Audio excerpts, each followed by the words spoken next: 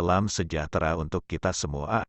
Gimana kabarnya nih teman-teman? Semoga kita senantiasa dalam lindungan Allah. Sebelum teman-teman tonton videonya, saya ucapkan banyak-banyak terima kasih kepada teman-teman yang terus dukung channel kami. Baik, untuk selanjutnya yuk kita tonton videonya bersama-sama. Cerita romantis Diari Sobat 7. Hati Ikrom berdegup tak karuan sesiangan itu. Pertemuannya dengan Aulia pagi tadi membuat dia gelisah bukan kepalang. Bahkan saat tertidur, jelas ia melihat Aulia yang seolah meminta pertolongan. Padahal Ikrom baru sekitar 20 menit memejamkan mata saat perjalanan ke rumahnya. Siang itu Ikrom dan ibunya diantar sopir sehingga ia bisa rehat sejenak di mobil. Bunga tidur itu benar-benar mengganggu Ikrom. Karenanya, ia meminta izin pada ibunya untuk pergi ke rumah Kiai Ridwan di Malang lepas duhur. Perjalanan Pati Malang butuh waktu kisaran 6 jam lamanya. Ikrom memutuskan membawa mobil dengan Pak Bandi, sopirnya, karena ingin memperpendek waktu menempuh jalur tol Semarang. Sudah menjelang Isya, saat Ikrom sampai di pelataran rumah Kiai Ridwan di Singosari, Malang, karena sudah terdengar azan, ia memutuskan untuk salat berjamaah terlebih dahulu di Masjid Pondok Pesantren. Suara imam kali ini agak berbeda. Biasanya Kiai Ridwan langsung yang akan mengimami salat maghrib dan isya, tapi kali ini suaranya lebih muda. Benar saja, ternyata yang mengimami adalah Gus Sofyan, putra pertama Kiai Ridwan. Setelah salat, Ikrom berniat mencegat Sofyan di halaman masjid. Ia pun duduk-duduk di teras masjid karena melihat Sofyan masih meladeni beberapa santri. Assalamualaikum Gus Sofyan. Waalaikumsalam. Loh, beneran toh? Ikrom mengernyitkan kening. Beneran apa Gus? Ikrom menyunggingkan senyum. Pasti mau cari Abah. Lah enggeh. Betul Gus. Lah itu masalahnya Gus Ikrom. Ikrom masih belum paham. Bagaimana Gus? Abah ndak di rumah. Abah baru berangkat umrah tadi pagi. Ikrom menelan selai kasar. Waduh, saya ada perlu dengan Abah Kiai. Gimana ini enggeh? Apa bisa ditelepon? Nah itu masalahnya Gus. Sekarang Abah pasti masih di pesawat, belum bisa ditelepon. Ikrom nampak gusar. Ia menggaruk kepalanya yang bahkan tak gatal. Tapi tadi Abah pesan Gus. Kata Abah kalau Gus Ikrom datang, suruh langsung pulang. Tidak boleh mampir sini lama-lama, karena urusannya harus selesai sebelum matahari terbit. Ikrom mengernyitkan dahi lagi. Maaf bukannya ngusir Gus. Tapi pesan Abah begitu. Saya jujur tidak mengerti apa pesan Abah. Keduanya bertukar pandangan bingung. Oh ya Gus. Satu lagi. Kata Abah kalau jenengan merasa bingung, disuruh telepon Gus Azmi. Ikrom makin tak mengerti. Kode dari Kiai Ridwan sungguh membuatnya bingung. Sebaiknya Gus Ikrom segera pulang dan menyelesaikan urusan penting jenengan. Ikrom menarik napas berat.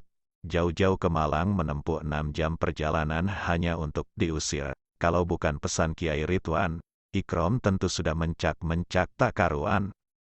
Baik Gus Sofyan, saya pamit undur diri. Mohon maaf loh Gus. Semoga takdir baik menyertai jenengan di esok hari. Semoga urusannya lancar sebelum matahari terbit. Ikrom mengucapkan terima kasih dan segera pulang. Jelas gurat kesal masih terselip di sana.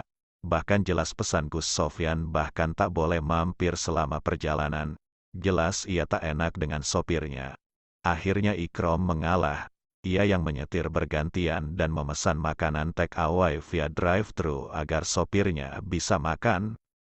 Sepanjang perjalanan Ikrom berpikir keras. Ingin dia menghubungi Azmi. Namun ia khawatir akan mengganggu Azmi. Jelas Azmi sedang bertengkar dengan istrinya setelah kedatangan Sarah. Jelas Azmi masih membujuk istrinya. Bahkan Ikrom sudah dipesan untuk memesankan tiket penyeberangan ke Karimun Jawa via Jepara. Jelas Azmi tak bisa diganggu.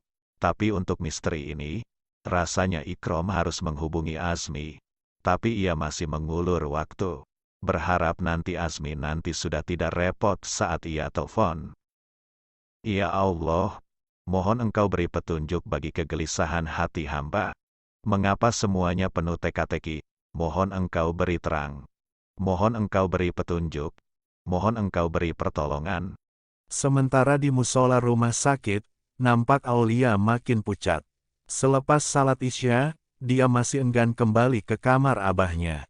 Ia masih belum siap bertemu Umi dan keluarga besarnya. Jelas pesan Uminya tadi, bahwa ia harus segera menikah. Bahkan jika ada pemuda yang memintanya, dia harus segera menerimanya. Aulia begidik ngeri. Lelaki macam apa yang akan memintanya? Bagaimana jika lelaki tadi tak cocok dengan hatinya? Tapi bukankah dia janda? Membayangkan ada yang mau mendekatinya saja sudah bagus. Terakhir kali ia menolak lamaran seorang duda anak 3 usia 40-an. Jelas ia tak mampu membayangkan harus menjalani pernikahan dengan tantangan seberat itu. Itu pun lamaran datang sekitar setahun yang lalu. Sampai saat ini belum ada yang meminangnya lagi. Ingatan Aulia melayang pada masa 1,5 tahun yang lalu, saat ada lamaran dari putra kiai ternama juga. Hati Aulia sempat berbunga, namun setelah menelisik lebih dalam, ternyata Aulia hendak dijadikan istri ketiga. Alangkah sakit hati Aulia, beginikah nasib seorang janda? Kalau bukan Dudaya dijadikan istri kedua atau ketiga, tak bisakah ia menikah dengan lelaki yang benar-benar masih sendiri? Bukankah ia masih gadis? Oh, tentu tidak mungkin ia mengatakan bahwa sebenarnya ia masih gadis, bahkan dia akan jadi bahan olok-olokan. Astagfirullahaladzim, tangis Aulia menetes mengingat memorinya berhamburan. Ya Allah, jika ini karma karena aku dulu tidak mau disentuh suamiku dulu, aku ridho ya Allah. Hamba terima ya Allah jika ini hukuman-Mu untuk hamba. Tapi saat ini ya Allah hamba benar-benar merasa hina.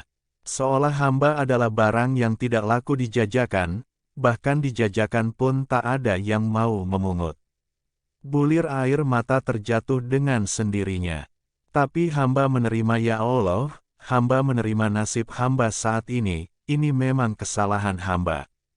Tangis Aulia pecah.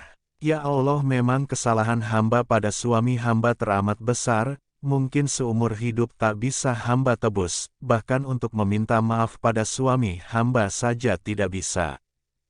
Ya Allah tolong sampaikan maaf hamba pada suami hamba terkasih, lapangkan kuburnya, ampuni dosa-dosanya, betapa beliau adalah suami yang baik, bahkan saat hamba menjadi istri yang tak tahu diri. Air mata Aulia bercucuran saat mengingat dirinya menolak suaminya. Bahkan suaminya tak pernah berkata kasar sedikitpun. Ya Allah andai bisa, hamba ingin kembali memutar waktu. Hamba ingin bersujud di kaki Mas Hadi, suami hamba, sungguh hamba tidak bermaksud tidak berbakti. Hanya saja dulu hamba masih belum bisa menerima perjodohan, tidak ada maksud untuk menyakiti hatinya. Bahkan sampai Mas Hadi meninggalkan hamba, cinta kasihnya masih terasa di hati hamba. Ampunilah aku ya Allah. Ya Allah, pantaskah hamba meminta, Engkau berkenan menyandingkan hamba dengan seorang pria yang baik hatinya seperti Mas Hadi. Oh tidak ya Allah, rasanya doaku terlalu tinggi. Hamba bahkan sudah tak punya harga diri lagi meminta, bahkan kali ini hanya mengharap kerahman rahiman-Mu, Gusti. Memang tak pantas hamba meminta, tapi mohon engkau berikan pertolongan. Setidaknya hamba bisa memenuhi permintaan Abah, bahkan mungkin ini permintaan terakhir Abah. Tangis Aulia kembali pecah. Ya Allah, mohon engkau beri pertolongan. Mohon engkau sudi menolong hamba-Mu yang hina ini. Aulia memejamkan mata dalam tangisnya. Semakin kuat ia menangis. Semakin habis hatinya. Tunggu, mengapa dia melihat bayangan almarhum suaminya di tangisnya kali ini? Bahkan bayangan itu jelas tersenyum pada Aulia. Astagfirullah, seketika ia membuka kedua matanya. Bayangan itu sontak menghilang. Mas Hadi, maafkan Aulia. Mas Hadi, Aulia kangen. Bersambung. Sampai ketemu di cerita selanjutnya. See you.